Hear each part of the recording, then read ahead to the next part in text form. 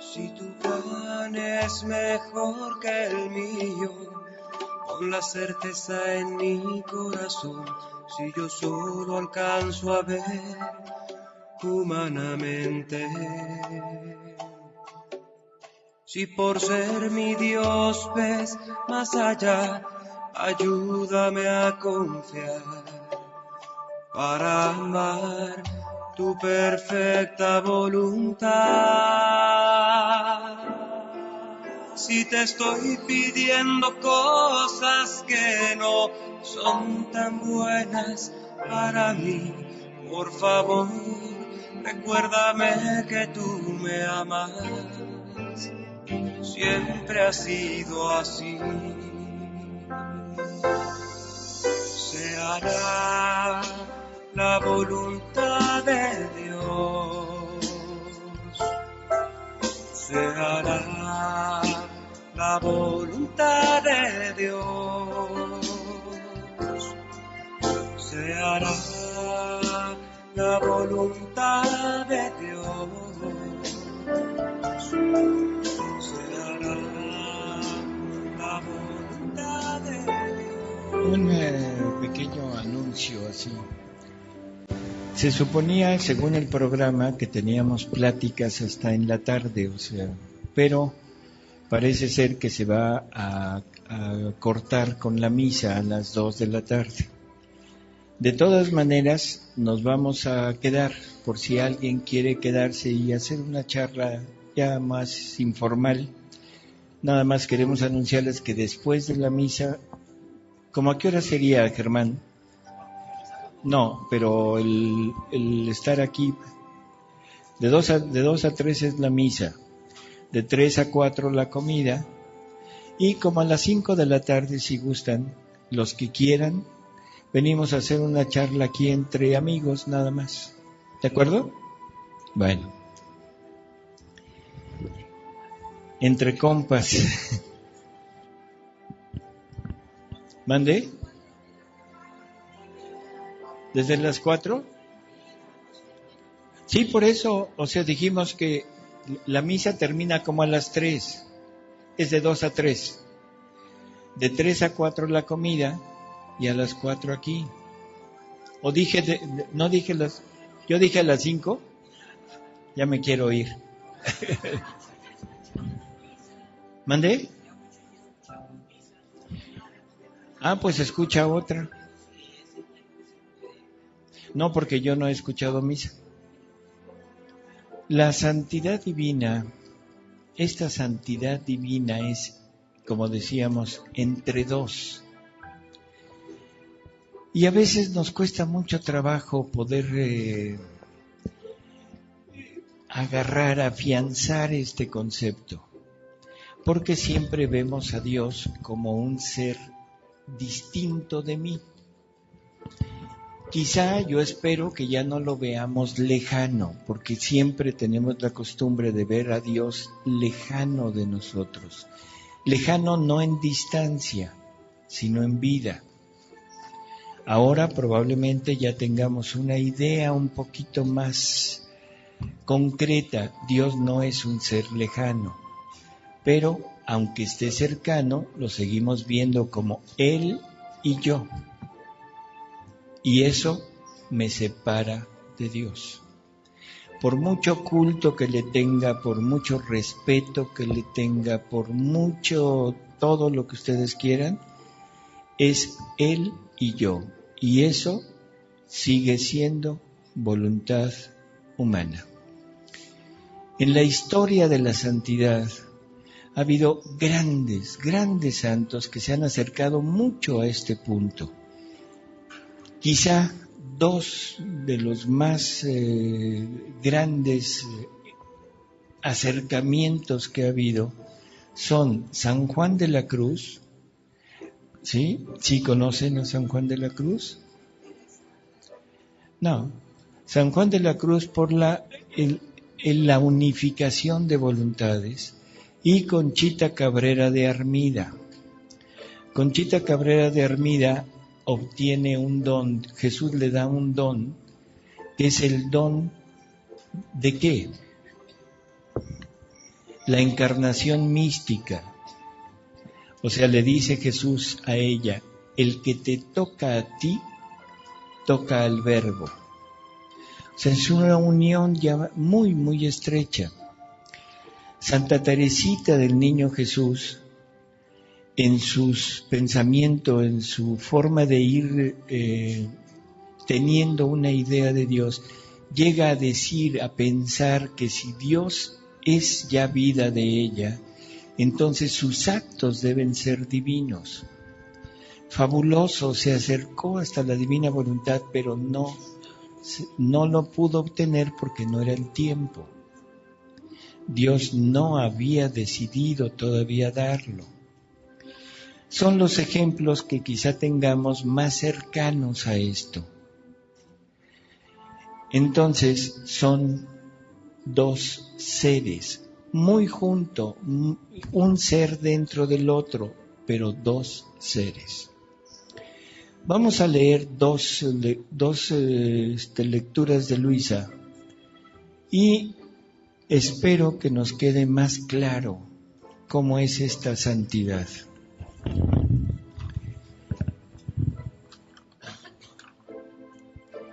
Omito la parte de Luisa y todo y dice, entre las divinas personas, está hablando Jesús, no tenemos necesidad de hablarnos para entendernos. En la creación quise usar la palabra y dije fiat, y las cosas fueron hechas. A este fiat ataba y daba el poder para que las criaturas tuvieran la palabra para entenderse. Así que también las voces humanas están unidas como hilos eléctricos a mi primera palabra, de la que todas las demás descienden. Y mientras creé al hombre, lo animé con mi aliento, infundiéndole la vida, pero en esta vida que le infundí puse toda mi vida, según la capacidad humana. Pero todo puse, no hubo cosa mía de la que no lo hiciera partícipe. Mira, también su aliento es el reflejo de mi aliento, con el cual doy vida continua, y el suyo se refleja en el mío, y lo siento continuamente en mí. Ve entonces cuántas relaciones hay entre la criatura y yo. Por eso la amo mucho, porque la veo como parto mío, exclusivamente mío. Y después, ¿cómo ennoblecí la voluntad del hombre? La encadené con la mía, dándole todas mis prerrogativas. La hice libre como la mía. Y si al cuerpo le había dado dos pequeñas luces, limitadas, circunscritas, que partían de mi luz eterna, a la voluntad humana la hice toda ojo. Así que cuantos actos hace la voluntad humana, tantos ojos puede decir que posee. Curiosas palabras, ¿no les parece? ¿Qué está diciendo? A nuestro cuerpo, Jesús le dio dos pequeñas luces para ponerse en contacto con su luz. ¿Cuáles serán esas pequeñas luces? Los ojos. O sea, nosotros tenemos cierta capacidad de percibir luz. Y si recurrimos a las palabras de San Pablo, que todos los atributos de Dios están manifiestos en las cosas creadas, deberíamos, por medio de estos ojos, empezar a entender, a comprender y a conocer a Dios. Pero dice, Esto fue al cuerpo, pero al alma la hice toda ojo. O sea, el alma tiene una capacidad de poder entender y recibir la luz divina y prácticamente en forma ilimitada para el alma. ¿Por qué? Porque es toda ojo. Y no se queda ahí, sino que cada acto que esta alma realiza en la voluntad de Dios se convierte en un ojo. Así que vamos a tener un ojón del tamaño del mundo. Ándele, ojo tapatío. ¿Sí? O sea, eso es lo que está diciendo aquí en cuanto a las pequeñas luces que nos dio. Dice así que cuantos actos hace la voluntad humana, tantos ojos puede decir que posee. Ella mira a la derecha y a la izquierda, hacia adelante y hacia atrás. Y si la vida humana no está animada por esta voluntad, no hará nada de bien. Yo, al crearla, le dije, tú serás mi hermana en la tierra. Mi querer desde el cielo animará el tuyo. Estaremos en continuos reflejos. Y lo que haré yo, lo harás tú. Yo por naturaleza y tú por gracia de mis continuos reflejos. Y aquí ya empezamos a ver cosas más problemáticas para entender. Lo que Dios hace, porque es su naturaleza, porque son sus obras, ahora el alma que vive en la divina voluntad lo hace junto con Él. Y el alma que vive en la divina voluntad está creando junto con Jesús. Está redimiendo junto con Jesús. Está santificando junto con Jesús. Está haciendo lo que Jesús hace.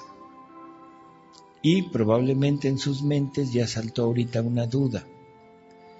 Yo dije que cuando Jesús está creando, ¿quién creó todas las cosas?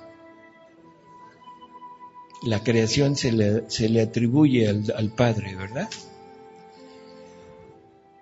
¿Y qué tal si les digo que se equivocaron? No, no es cierto. O sea, nada más les voy a decir sí y no. Sí y no. Y ese es tema de otro retiro. ¿Eh? Ya son muchos, porque ahí salieron otros más. Perdón que lo diga de esta manera, pero tendríamos que entrar en la generación eterna del Verbo, en la actividad interna de la Trinidad. Simplemente vamos a quedarnos con esta idea. Jesús se está achacando a sí mismo la creación, aunque es del Padre. ¿De acuerdo? Bueno. Dice, lo que yo hago por naturaleza, ustedes lo pueden hacer si se deciden a vivir en la divina voluntad. Y todo lo que Dios es por naturaleza, ustedes pueden llegar a hacerlo por gracia, si Él se los da. Pero no se los va a dar gratuitamente. Se tienen que disponer a eso. Y ya ayer hablamos de qué significa el disponerse, ¿verdad? ¿Qué significa? Sufrimiento. Y ahí es cuando, como dicen vulgarmente, donde la puerca torció el rabo. Porque no aceptamos el sufrimiento. Y el sufrimiento es la renuncia a lo nuestro. Entonces, lo que haré yo lo harás tú, yo por naturaleza y tú por gracia de mis continuos reflejos. Te seguiré como sombra, no te dejaré jamás. Al crear a la criatura, mi única finalidad fue que ella hiciera en todo mi querer. Con esto quería dar a la existencia nuevos partos de mí mismo. Quería hacer de ella un prodigio portentoso, digno de mí y todo semejante a mí. Pero, ay de mí, la primera en ponerse contra mí debía ser la voluntad humana. Mira un poco, todas las cosas se hacen entre dos. Tú tienes un ojo, pero si no tuvieras una luz externa que te iluminara, nada podrías ver. Tú tienes manos, pero si no tuvieras las cosas necesarias para formar los trabajos, nada harías. Y así de todo lo demás. Ahora, así quiero la santidad en la criatura, entre ella y yo, entre dos. ¿Sí? Yo por una parte y ella por la otra. Yo a dar mi vida y como fiel compañero a comunicarle mi santidad y ella como fiel e inseparable compañera a recibirla. Así, ella sería el ojo que ve y yo el sol que le doy la luz. Ella la boca y yo la palabra. Ella las manos y yo que le suministro el trabajo para obrar. Ella el pie y yo el paso. Ella el corazón y yo el latido. Pero ¿sabes tú quién forma esta santidad? Mi voluntad. Es la única que mantiene en orden la finalidad de la creación. La santidad en mi querer es la que mantiene el perfecto equilibrio entre criaturas y creador, porque son las verdaderas imágenes salidas de mí. Él en dar su santidad, pero yo en tomarla. Nos vamos a seguir ahorita en la siguiente lectura, que es complemento de esta, para tener todo el panorama y poder platicar un poco. Dice: hija mía, mi divina voluntad es latido sin corazón. La criatura es corazón. Ella es el latido. Mira qué unión inseparable hay entre mi fiat y la criatura. El corazón es nada, no tiene ningún valor sin el latido. Con el latido se constituye vida de la criatura, pero el latido no puede palpitar sin el corazón. Y esto nos pone en un punto muy delicado. Yo entiendo perfectamente que un corazón, así órgano que no late, prácticamente no sirve para nada. ¿De acuerdo? O sea, es algo muerto que no tiene ningún sentido. Ese soy yo. Ese es mi corazón. Necesita el latido, pero el latido es Dios. Ahora, si uno a Dios conmigo, este corazón empieza a tener latido y empiezo a vivir. Pero, oh sorpresa, que un latido sin corazón, ¿para qué sirve? Para nada. Y aquí el latido es Dios. Y yo preguntaría, ¿de qué le serviría a Dios ser Dios si no hay a quien comunicárselo? ¿De qué le serviría?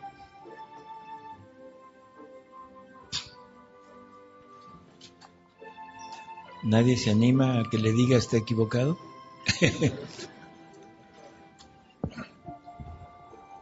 Cuando habla de un corazón sin latido o un latido sin corazón, quiere decir entonces que la divina voluntad con el latido se hace uno, tomando de mí la parte, el corazón.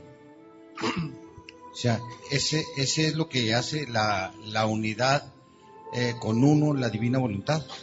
Así es. Por eso está hablando de que la santidad es siempre entre dos. O sea, y la necesidad de que haya dos. Yo quisiera que esto lo fuéramos poco a poquito para que no nos indigeste. Vuelvo a repetir, un latido sin corazón ¿tendrá sentido? ¿Para qué serviría? ¿Para qué serviría alguien que sea supermillonario si no hay nadie más? ¿De qué le servirían sus millones? De nada. ¿De qué le serviría a alguien tener la sabiduría universal si no hubiera a quien comunicársela? De nada. ¿Sí? Alguien solo no tiene ningún sentido de existir. En esto que estamos empezando a oír, empezamos a oír la verdad de Dios, de que quiere esta santidad, porque quiere compartirnos de lo suyo para poder estar, ¿cómo diríamos? Las palabras, no tengo palabras igual que Luisa, por eso uso a veces términos que no nos gustan, para poder ser útil. Porque el latido, si no tiene un corazón, no es útil, no tiene utilidad. Entonces, el corazón sin el latido es nada, no tiene ningún valor sin el latido. Pero el latido no puede palpitar sin el corazón. Tal es mi divina voluntad. Si no tiene la nada del corazón de la criatura, no tiene dónde formar su latido de vida para desarrollar y formar su vida divina. Entonces mira, mi divina voluntad, no teniendo corazón, lo ha creado en la criatura. Y este es el punto central, esto es lo que decíamos el otro día en cuanto a las necesidades de Dios. Dios tiene necesidades, ya quedamos que sí, y son necesidades de naturaleza. Necesidades de naturaleza, no de carencia. Dios es latido, necesita un corazón para latir, pero no lo quiere poner en Él, porque Él es amor, y el amor es dar, es compartir. Ahora su corazón lo pone en mí, para que seamos uno, Él y yo, y nos complementemos Él y yo. Y se lo ha creado en la criatura para tener su corazón, no un corazón, para tener su corazón. Mi corazón es el corazón de Dios.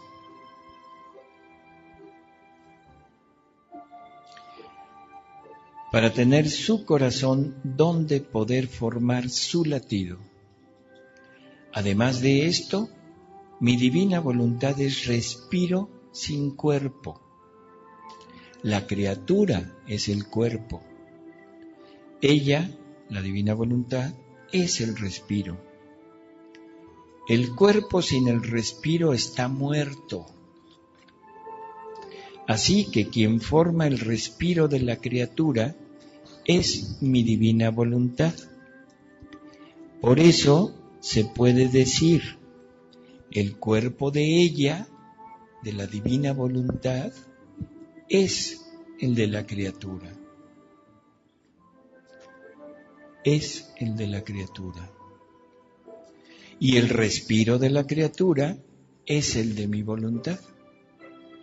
Otra vez, esa imagen de unidad. Mira qué gran unión hay entre una y la otra. Unión que no puede separarse, porque si cesa el respiro, cesa la vida. Por eso mi divina voluntad es todo para la criatura. Es palabra sin boca, es luz sin ojo, es oído sin orejas, es obra sin manos, es paso sin pies, y por eso el alma que vive en mi querer divino le sirve de boca, de ojo, de orejas, de manos y de pies.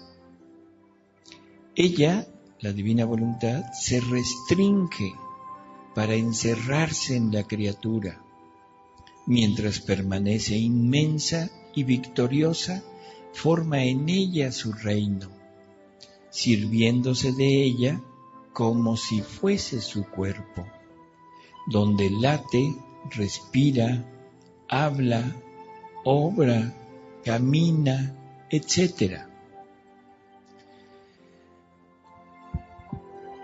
¿Quién es el primer ser humano creado? Jesús. Vaya, muy bien. Por fin puedo decir sí.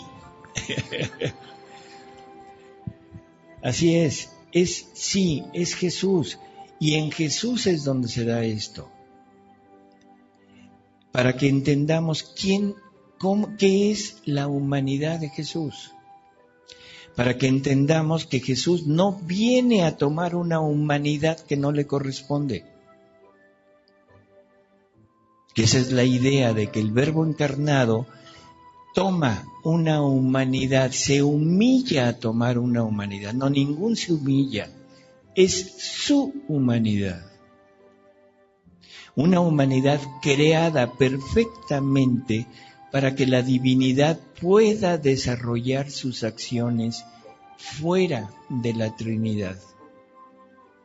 En la Trinidad no hay necesidad de palabras, como lo oímos hace un momento. Pero cuando la criatura está fuera de la Trinidad, ahora necesita hablar. La divina voluntad es palabra y se crea su boca en la boca de Jesús. La divinidad no necesita pies para estar en todos lados por su omnipresencia. Pero estando fuera, ese paso de la divina voluntad necesita un pie y lo crea en los pies de Jesús. Y así todo lo demás. Ahora Jesús ya es el vehículo, entre comillas, perfecto para que la divinidad pueda desarrollar todo lo que ella es, pero fuera. ¿Sí se entiende eso de fuera?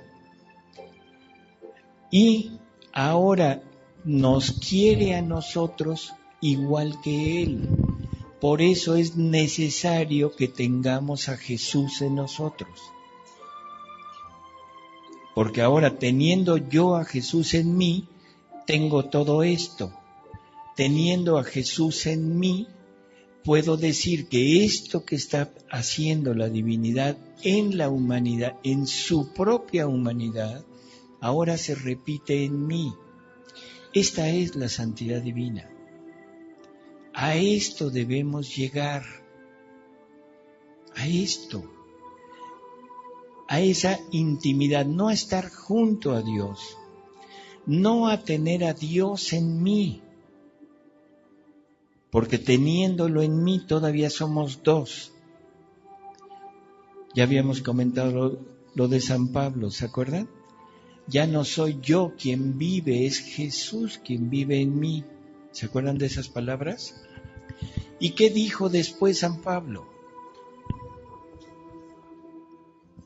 Eso sí, pero Y después, ¿qué tuvo que decir? ¿Quién me librará de este hombre viejo que no me deja hacer el bien que quiero y me lleva a hacer el mal que no quiero? Entonces la pregunta es, ¿sería esta unidad? No, era un Jesús que moraba en él, sí, totalmente de acuerdo, pero era un Jesús que estaba compartiendo con San Pablo, pero no era la vida de San Pablo, era una santidad humana, tan grande que fue elevado al tercer cielo, tan grande que oyó palabras y vio cosas inefables que Dios tiene preparadas para todo aquel que lo ama. ¿Qué habrá oído y qué habrá visto San Pablo? Esto, pero no lo entendió porque él dijo, no tengo la menor idea de lo que vi. Cosas grandiosas, sí, pero ¿qué es? ¿Quién sabe? Esto es lo que vio, esa unidad de vida entre el Dios y la criatura. Conoció a Cristo, conoció al verdadero Jesús, que es al Jesús que no conocemos. Todos nosotros pensamos que conocemos a Jesús. Y entonces la pregunta, creo que ya se las hice, ¿qué hacía la segunda persona de la Trinidad cuando Jesús, bebé, mamaba del seno de María? ¿Qué hacía? ¿Quién sabe? ¿Qué hacía la divinidad cuando Jesús niño correteaba? ¿Quién sabe? ¿Qué hacía la divinidad cuando Jesús, hombre, le ayudaba a San José a hacer una silla? Pues quién sabe. ¿Sí me explico? O sea, no conocemos a este Jesús pleno, y eso nos lo dice Jesús, que ya lo dijimos también. Cuando venga el Espíritu de verdad, Él los va a conducir hasta la verdad plena. La verdad es Jesús, yo soy el camino, la verdad y la vida. La verdad plena quiere decir el completo de esto, al Jesús completo. ¿Y eso qué quiere decir? Que lo que conozco ahorita de Jesús no es completo. Este es el Jesús completo. Así que todo esto que estamos oyendo, no lo apliquemos a nosotros. Apliquémoslo al hombre, que el hombre es Jesús. Jesús es la humanidad de Dios. Una humanidad que Dios se forma en este sentido, para poder expresarse, para poder ver, para poder caminar, para poder obrar, para todo, para poder desarrollar todas sus acciones, pero fuera de la Trinidad. ¿De acuerdo? Y ahora lo quiere compartir, pero para compartirlo necesitamos a Jesús como vida. Ahora Jesús se debe convertir en mi vida para poder disfrutar de todo esto.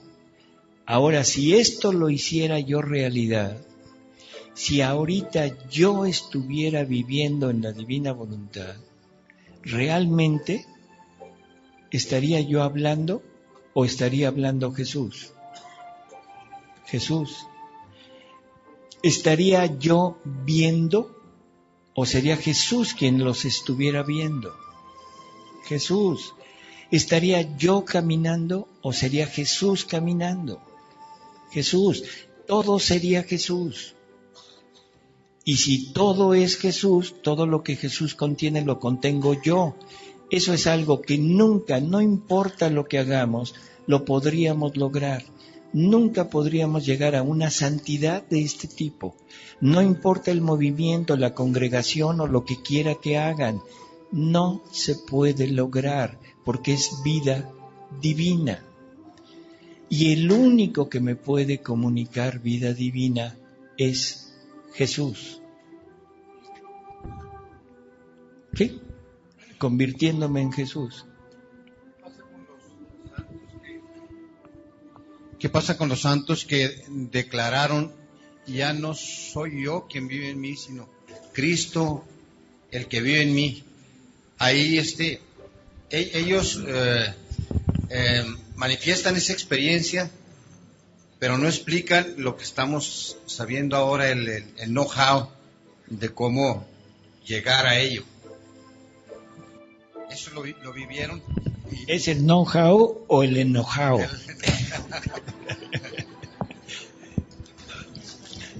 Sí, fundamentalmente me da la atención que sí existe en el tiempo antes de conocer toda esta enseñanza de la divina voluntad, que estos santos ya experimentaban la divina voluntad en ellos, pero sí, pero no como vida. No como vida. Decían, es Cristo quien vive en mí. Ya no soy yo quien vive en mí, sino Cristo quien vive en mí. Entonces, de alguna manera yo entiendo. A ver, vamos a poner un ejemplo. Ajá. ¿Se acuerdan del pasaje de la tormenta en el mar? Ahí con los grandes marineros de los apóstoles. ¿Sí? Bueno, vamos a recrear ese pasaje. ¿Quién era Jesús para ellos? El maestro, ya sabían que era divino, que era Dios, era todo para ellos. Habían abandonado todo por su Jesús. ¿Sí? ¿Quiénes eran ellos?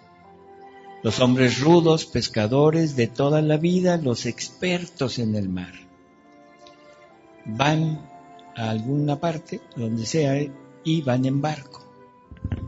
Entonces llegan y, maestro, por favor, pásale.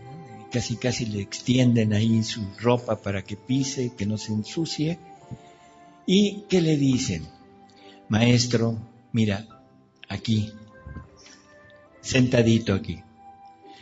Para que estés cómodo, maestro, porque mira, esta silla está mullida. No es cierto, es bilámina, pero para la del maestro sí, está mullida. Y que estés aquí, tranquilo, mientras nosotros guiamos la barca. ¿Qué le estarán diciendo? No estorbes, no estorbes. Maestro, tú eres divino, tú eres lo máximo, tú eres Dios, tú eres todo. Pero los marineros somos nosotros. ¿Sí? Yo soy el que tiene aquí el conocimiento del mar. Así que por favor, sentadito te ves más bonito. Aquí. Y te tomamos foto. Listo. Ahí se quedó Jesús y Jesús ha de haber dicho, ahorita van a ver. Entonces nomás le echa un chiflido al viento y dice, órale, duro con ellos. Y se hace el dormido. No estaba dormido, se estaba haciendo. Y los apóstoles, muy duchos en el mar, empiezan a luchar contra la tormenta. Y entonces Jesús dice, más fuerte, y órale, y duro. Hasta que por fin los apóstoles de repente dicen, en la torre nos vamos a hundir. ¿Y qué pasa? Corren con el maestro y lo encuentran dormido. ¿Cómo? Nosotros hundiéndonos y tú aquí dormidote. O sea, en forma... ¿Qué pasa? Hombres de poca fe. Y esto pensamos que fue un pasaje del Evangelio, un pasaje de la vida de Jesús. ¿Se habrá vuelto a repetir? Todos los días en toda nuestra vida. Cada vez que amanece, nos paramos y nos encomendamos a Dios, ¿sí? Quizá vamos a misa, a lo mejor comulgamos y tenemos a Jesús en nosotros, ¿sí? Pero ¿qué le decimos? Mira, maestro, quieto, quieto. Aquí sentadito, no te me alebrestes. Aquí, no me salgas con tus cosas de que sé bueno y todo. Tú no sabes quiénes son estos.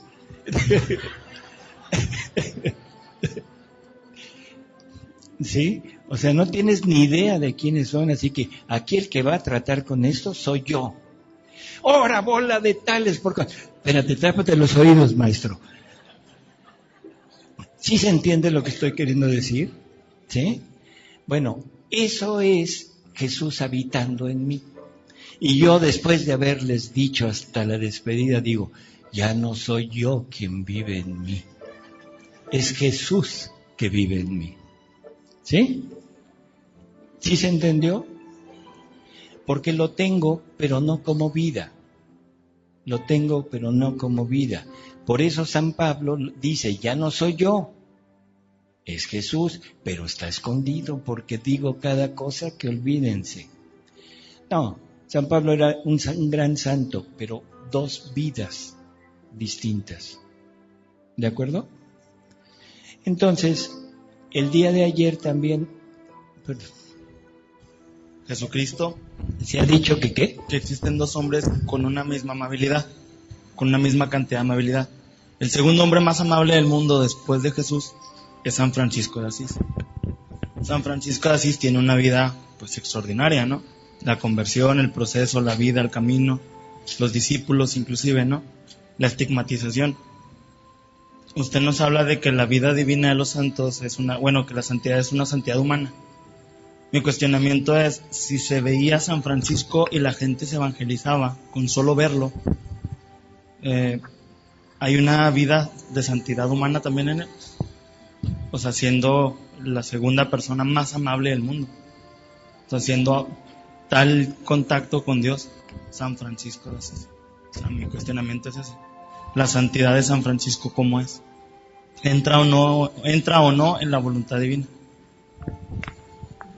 Acuérdese que la voluntad de Dios tiene 4 modos de manifestarse. El primer modo es la permisiva, y ahí entran hasta los sicarios. ¿Sí? El segundo modo es la querida, ahí entramos todos nosotros. Dios quería algo para nosotros, pero nosotros decidimos ser lo que estamos aquí. La tercera es la voluntad ordenada. Algunos de los de aquí cumplen esa voluntad. O sea, cumplen los mandamientos. Y digo algunos, y no quisiera yo entrar en particularidades porque vamos a salir mal. Pero la cuarta es cuando mora y vive en nosotros, obra en nosotros. Bueno, la santidad de San Francisco, yo le pregunto, ahora yo le regreso la pregunta, ¿con qué voluntad la hizo? ¿Con su voluntad o con la voluntad de Dios? No, ¿con qué? No se me salga, ¿con qué voluntad la hizo? La de él, listo. Ya se puso tache a su pregunta. O sea, es voluntad humana. Por lo tanto, son actos humanos. Santos, sí, nadie dice que no, son santos. Una santidad muy grande, sí, pero humana. San Francisco de Asís nunca pudo decir, acabo de hacer un acto divino. Nunca. ¿O sí lo dijo? Divino, ¿eh? No, no. Y no lo iba a decir. No lo iba a decir, es San Francisco. O sea, la humildad franciscana. O sea, aunque lo pudiera haber hecho, no hecho, San Francisco no lo hubiera dicho. Es San Francisco. Si hubiera hecho un acto divino, aunque no lo hubiera dicho, Dios hubiera dicho, por fin ya tengo a uno. Y él lo hubiera manifestado al mundo entero, y no lo hizo. O sea, aquí siempre entendemos las cosas desde el mundo. Y hay una lectura donde dice que el alma que llega a ser la divina voluntad, o sea, a vivir con la divina voluntad como vida, es tal el gusto de Dios que la saca a la luz para que sea conocida por todo el mundo. Y esa es Luisa Picarreta. Luisa Picarreta vivió toda su vida en una habitacioncita metida en una cama. Nunca se paró de la cama porque fue víctima, no estaba enferma. Se ofreció como víctima y se quedó en esa cama durante 64 años. Nadie la conocía y ahora es conocida mundialmente. ¿Sí? Dios se encarga de manifestar su obra de Él en una criatura, no importa quién sea. Si hubiera San Francisco de Asís o San Atanasio o San Cucufate o San el que usted quiera, que hubiera hecho eso, lo hubiera sacado a la luz, porque ese hubiera sido el inicio de su reino, porque el reino de Dios es ese, porque el reino de Dios es el hombre, no es el Vaticano, no es la ONU, no es la silla presidencial aquí de, ya saben dónde, hay un poquito más al sur.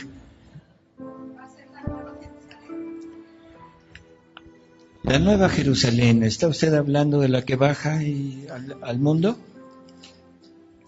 Cuando la segunda venida, la parucía de Jesús. ¿Está usted hablando del pasado? Pero la segunda venida. ¿Está usted hablando del pasado? Pero todavía no viene. ¡Qué atrasada de noticias está esta mujer! Ya hay una cosa que se llama televisión. Por favor, la segunda venida, bueno, son 3 venidas de Jesús, ¿de acuerdo? La primera venida es a la que conocemos, que viene en forma pasible. La segunda venida es en gloria y viene a reinar, y esa empezó en el momento de la resurrección, ¿no sabía? Hombre, regalen un libro a esta mujer. Jesús resucita en gloria, impasible. Ahí empezó la segunda venida de Jesús, pero es una segunda venida que se extiende en el tiempo y se hace manifiesta en Luisa Picarreta. Espéreme tantito. O sea, se extiende en el tiempo y se hace manifiesta en Luisa Picarreta. Porque ahora ese reinado de Jesús, o sea, ya está la segunda venida, pero todavía no reina. Y no ha reinado. Tan no ha reinado que lo seguimos pidiendo todos los días. Padre nuestro que estás en los cielos, ¿sí? Ahora, en Luisa Picarreta se consuma esa segunda venida y ahí empieza su reino. Ahí. Ya está el reino de Dios en la tierra, ya. Ahora nosotros podemos tomar de ese reino y adherirnos a ese reino para hacerlo crecer. Pero la segunda venida ya pasó. Es en forma espiritual, no es en forma visible. No va a haber el rapto que dicen nuestros hermanos protestantes. No de repente vamos a desaparecer y nada más va a quedar mi ropa. No. Es Jesús reinando en mí. Y ese es tema de otro retiro, el reino. O sea, la segunda venida ya está. La única venida lo único que falta es que se extienda el reino. Y esa es la Jerusalén celestial. El Apocalipsis es la narración de la historia de la humanidad. El ángel aquel que está parado con un libro en la mano y que le dice el guía a San Juan, toma el libro y cómelo, te será muy dulce pero te va a amargar las entrañas. Esa es Luisa Picarreta. El librito es lo que tienen en las manos, el libro de cielo. Esas son las enseñanzas de este vivir. ¿De acuerdo?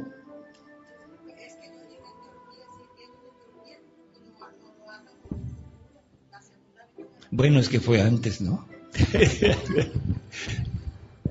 No, es que, mire, todas estas cosas se han entendido muy mal, tan mal, que cambiaron la Biblia. ¿Sabía eso? No, el quién no se dice. Pero la Biblia está cambiada.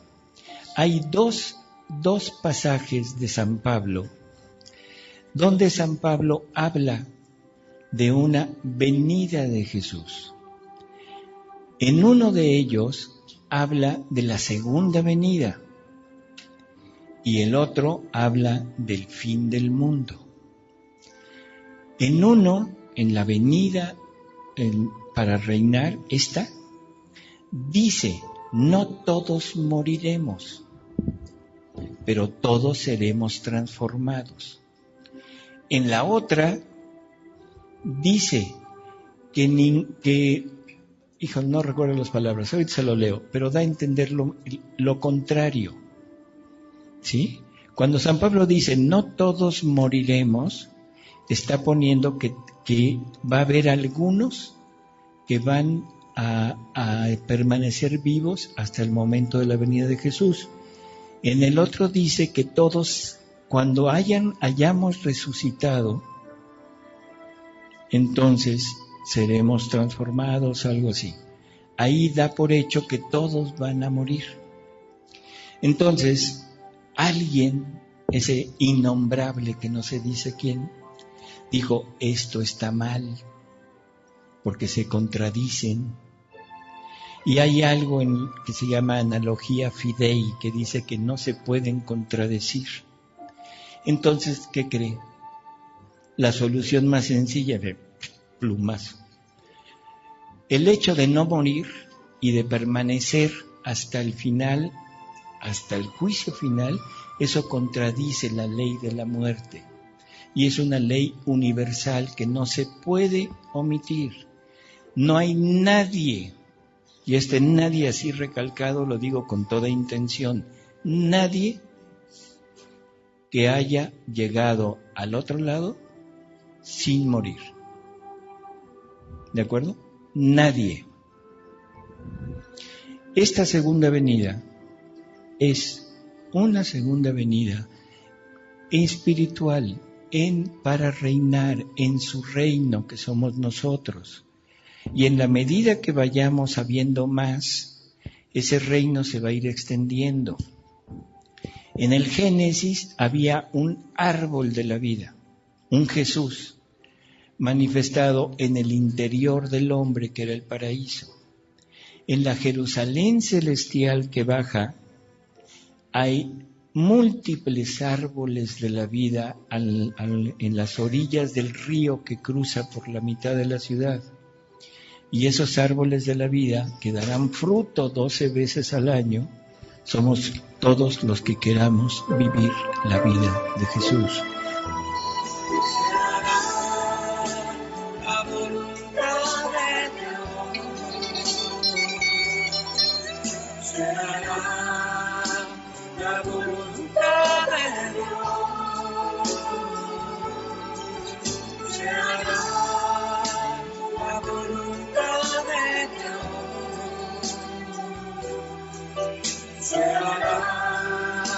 La voluntad